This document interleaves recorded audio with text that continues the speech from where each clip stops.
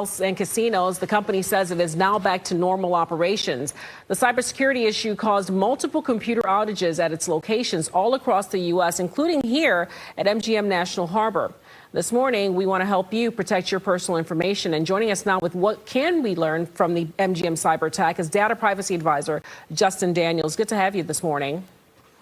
Great to be here. Now, I know a lot of companies that talk about safety and have their employees go through safety trainings, but still we have these gaps that we keep experiencing. What is the first thing you would say to people about protecting their privacy and their information online? I think the first thing that people have to do is you have to change your mindset. And what I mean by that is we are so used to freely giving our information to all kinds of apps and receipts in restaurants that we don't realize by doing that, we are opening up our digital lives to third parties, and many times we don't know what they use or do with our data.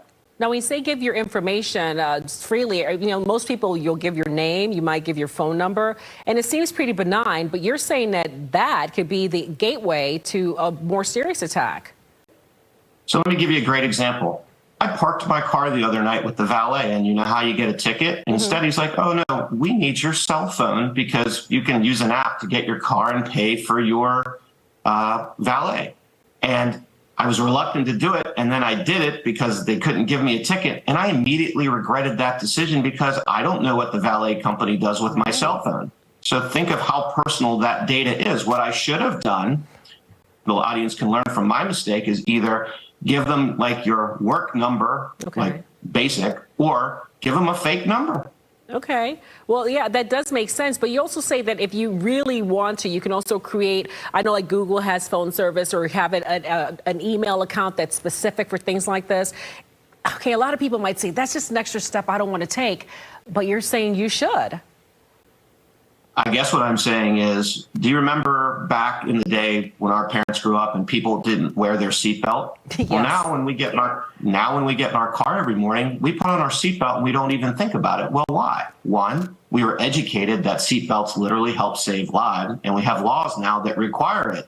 And so I would say similarly, when you're out there with your data, I'm going to bring back the Nancy Reagan slogan from the 80s and say, when it comes to giving your data and you have privacy concerns, it's time to say, just say no. Simple but effective. Does government have any say in this? Should they be doing more to protect us? Well, when it comes to government, as we talk today, there are now 12 states with privacy laws. California led the way. And so what I think you're going to see over the coming years is a continuing proliferation of state privacy laws. To be fair, where the government could really help is we desperately need a federal uniform privacy law. But as you know, in D.C., we have so much gridlock. How does this bubble up to the surface to get reviewed and assessed by Congress and passed? Indeed. I mean, heck, we're facing a government shutdown. So cyber security and that sort of thing happening, that might seem a long shot from the federal level, at least for now. But there is hope. Justin Daniels, thank you so much for your expertise this morning. Information on how folks can listen to your podcast is there on our screen. We appreciate your time this morning. Thank you.